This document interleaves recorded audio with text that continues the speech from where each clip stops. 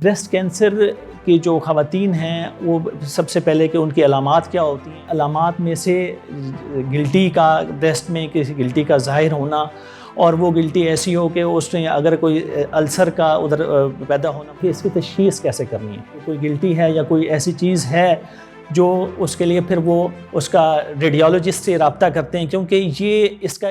بسم اللہ الرحمن الرحیم. میں ڈاکٹر رانا سہیل ہوں. میں اسسٹنٹ پروفیسر ہوں کنگ ایڈورڈ میڈیکل یونیورسٹی میں، میو ہاسپٹل میں.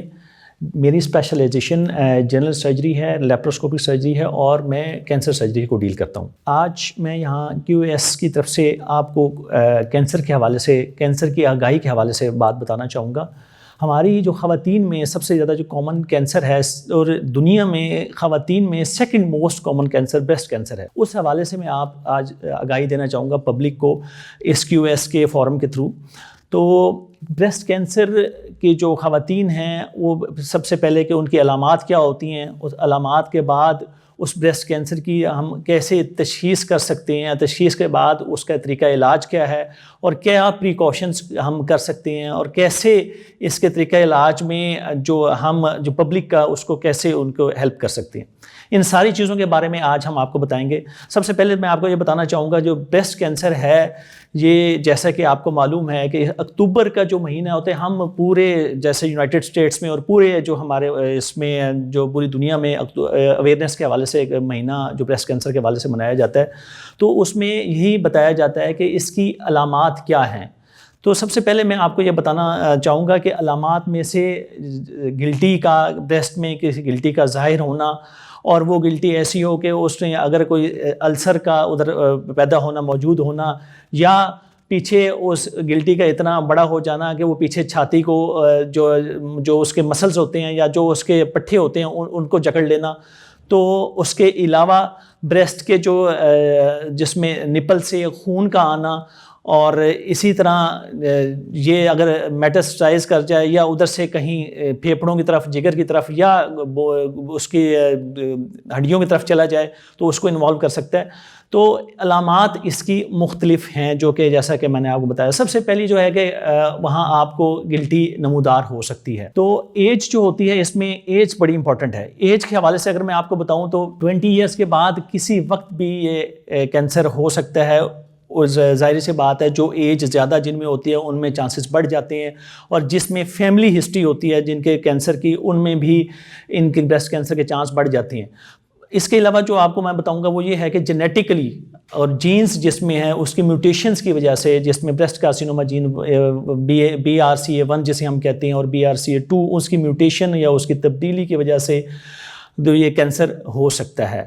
نمبر 3 جو ہے جن میں ارلی جو ہے ماہواری ہو جاتی ہے، تو اس میں ان کینسر کے چانسز بڑھ جاتے ہیں. یا ماہواری کا لیٹ ختم ہونا جس کو ہم مینوپاز کہتے ہیں، تو اس میں بھی کینسر کے چانس بڑھ جاتے ہیں. اب اس کے اگر ہم بات کی جائے شادی کے حوالے سے، جن کی شادیاں پہلے ہو جاتی ہیں خواتین کی، اور جلدی بچے پیدا ہو جاتے ہیں، 35 کی ایج سے پہلے اگر بچہ پیدا ہو جاتا ہے، تو اس میں ظاہر سی بات ہے آج کل ہمارے ملک میں اور ہمارے جو ٹرینڈ چل رہا ہے جس میں بریسٹ فیڈنگ کا ٹرینڈ ختم ہوتا جا رہا ہے، انفارچونیٹلی اس کو ہونا چاہیے. اس کی وجہ سے بھی ایک فیکٹر ہے کہ کینسرز بڑھ جاتے ہیں اگر ہم بریسٹ فیڈنگ نہیں کرائیں گے بچوں کو. دوسرا یہ ہے کہ 35 سال کے بعد اگر پہلے بچے کی پیدائش ہوگی تو اس میں بھی رسک بریسٹ کینسر کا بڑھ جاتا ہے. تو یہ وہ فیکٹرز ہیں، پلس کچھ ڈائٹری فیکٹرز ہیں جس میں وٹامن C کی کمی ہے، جس میں الکوہولزم ہے، جس میں اسموکنگ ہے. ان چیزوں سے بھی بریسٹ کینسر جو ہے اس کا رسک بڑھ جاتا ہے. تو یہ چند باتیں تھیں، چند اس حوالے سے کہ بریسٹ کینسر کس وجہ سے ہوتا ہے اور کیسے. اب بات اگلی چلتی ہے کہ اس کی تشخیص کیسے کرنی ہے. تشخیص، اب کینسر والے جو پیشنٹس ہوتے ہیں، خواتین خاص طور پہ، ہمارے جو میل ڈومیننس سوسائٹی ہے اس میں، اور جو ہمارے جس حساب سے ہمارا جو سوسائٹی کا جو نارمز ہیں اس میں خواتین میل ڈاکٹرز کے پاس کم رجوع کرتی ہیں، اور جب رجوع کرتی ہیں تو وہ بہت لیٹ رجوع کرتی ہیں جب بریسٹ کینسر اگلی سٹیج پہ پہنچ جاتا ہے. تو میری آپ کے تھرو اس QS کے اس پلیٹ فارم کے تھرو پبلک کو یہ میسیج میں دینا چاہوں گا کہ ایک تو جیسے ہی کوئی آپ کو ایسی علامات جو میں نے آپ کو بتائی ہیں وہ نمودار ہوتی ہیں تو فوراً کسی مستند ڈاکٹر کے پاس جائیں تاکہ آپ کی بر وقت تشخیص ہو سکے. اس میں یہ ہے کہ تشخیص جو ہے 99% کیسے ہم اس کو کہتے ہیں اپنی اس میڈیکل کی لینگویج میں ٹرپل اسیسمنٹ، جس میں ڈاکٹر ان سے سوالات پوچھتا ہے جو آپ کو میں نے پہلے بتائے ہیں. سوالات کے بعد اس کے ساتھ وہ آپ کو ایگزامن کرتا ہے. اس کو ایگزامن کرنے کے بعد کچھ دوسرا جو حصہ ہوتا ہے، اگر جو کوئی گلٹی ہے یا کوئی ایسی چیز ہے جو اس کے لیے پھر وہ اس کا ریڈیولوجسٹ سے رابطہ کرتے ہیں، کیونکہ اس کا علاج ملٹی ڈسپلنری ہے، مختلف ڈاکٹرز مل کے کرتے ہیں، جس میں ریڈیولوجسٹ بھی ہے، جس میں سرجن بھی ہے، جس میں پیتھولوجسٹ بھی ہے. تو یہ تینوں کا رول بہت امپورٹنٹ ہے اس کینسر کے حوالے سے.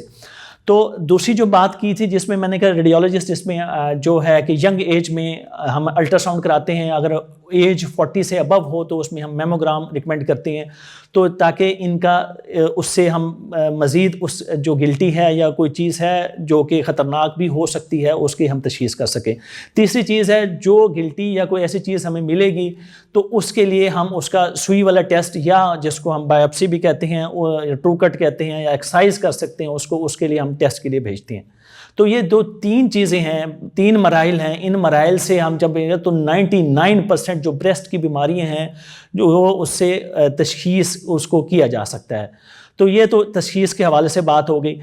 پلس جو ہماری فیمیلز ہیں جن میں خاص طور پہ جن میں اگر کسی فیملی میں مدر کو یا ان کی فیملی میں سسٹر کو ساتھ بریسٹ کینسر کی ہسٹری ہے، تو اس کو اپنا سیلف اسیسمنٹ کا ایک طریقہ کار ہے جس میں وہ گھر میں بیٹھ کے اپنے بریسٹ کو خود ایگزامن کر سکتی ہیں کہ اگر ایسی چیز تو نہیں ہے، کوئی گلٹی تو نہیں ہے مدوار ہو رہی، کوئی ایسی تو نہیں.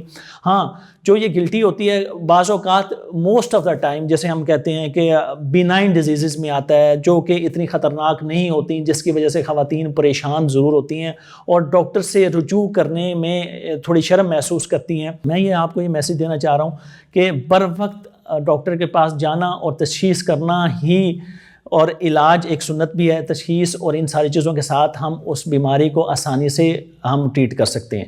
ادروائز ہوتا ہے کیا ہے کہ اگر کسی غیر مستند ایک ڈاکٹر کے پاس جائیں گے یا لیٹ ڈاکٹر کے پاس جائیں گے تو اس کی سٹیجز ایسے آگے بڑھ جاتی ہیں، جس کی وجہ سے وہاں علاج ممکن ہوتا ہے تو علاج جو ہے نا لا علاج کی طرف چلا جاتا ہے. اور جو کسی غیر مستند کے پاس جائیں گے تو حکیم اور وہ جو ان کی طرف لوگ جاتے ہیں ان کی وجہ سے گردے اور جگر کا جو فیل ہونا اور اس چیزوں تو اور زیادہ پرابلمز بڑھ جاتی ہیں. میں آپ کو یہ بتانا چاہوں گا کہ جیسے اس کی تشخیص ہوتی ہے تو اس کی کچھ 4 سٹیجز ہوتی ہیں.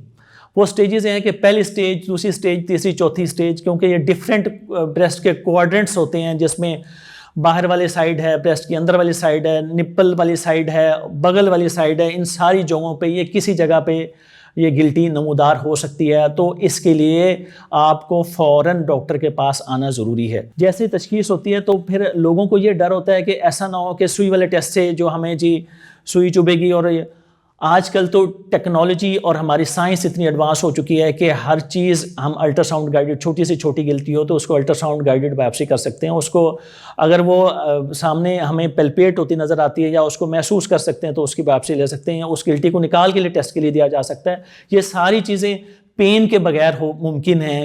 لوکل جو ہم انجیکشنز دے سکتے ہیں تاکہ اس کو سن کر کے اور ساری چیزوں کو گلٹی کو نکال کے لیے ٹیسٹ کے لیے دیا جائے، جو کہ بہت ضروری ہے.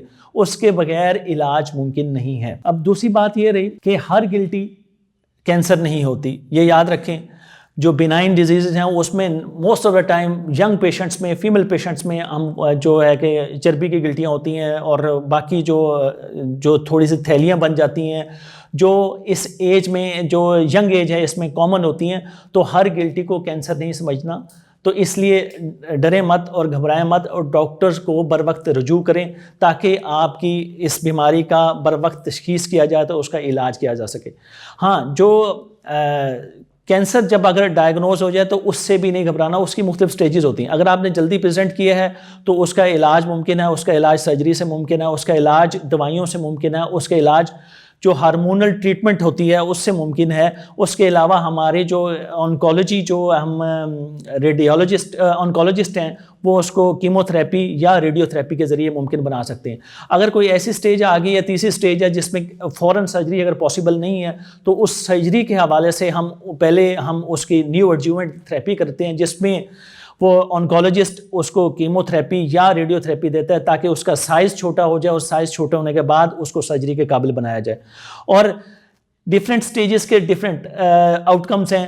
جتنی جلدی اسٹیج پہ پریزنٹ کریں گے اتنا آؤٹ کم اچھا ہے، اتنا سروائیول ریٹ اچھا ہے، اتنی موربٹی اور اس کی پیشنٹ کی جو مورٹیلٹی ہے وہ کم ہے. تو میرا آپ کو میسیج ہے کہ ہمیشہ یاد رکھیں کہ ہر گلٹی جو ہے کینسر نہیں ہوتی. ایک دوسرا یہ ہے کہ ڈاکٹر سے بر وقت رجوع کرنے سے مت گھبرائیں. تیسرا، اگر کوئی کینسر ایسی چیز نکل بھی آتی ہے تو اس کا اگر بر وقت علاج کریں تو علاج ممکن ہے. تو اس سے ڈریں مت، گھبرائیں مت. اور میں آخر میں شکریہ ادا کرنا چاہتا ہوں QOS کا، کیونکہ ہمیں انہوں نے یہ پلیٹ فارم فراہم کیا آپ لوگوں کی جو ہیلپ کرنے کے لیے، آپ لوگوں کو اویئر کرنے کے لیے، تاکہ ہماری جو خواتین ہیں اور جب ہمارے جو بچیاں ہیں وہ بر وقت علاج کے لیے تشریف لائیں. علاج ایک سنت بھی ہے جیسا کہ میں نے آپ سے پہلے کہا. دوسری بات یہ ہے کہ اگر یہ صحت مند لوگ ہوں گے تو صحت مند معاشرہ بنے گا، اور اسی طرح ہمارا ملک ترقی کر سکتا ہے.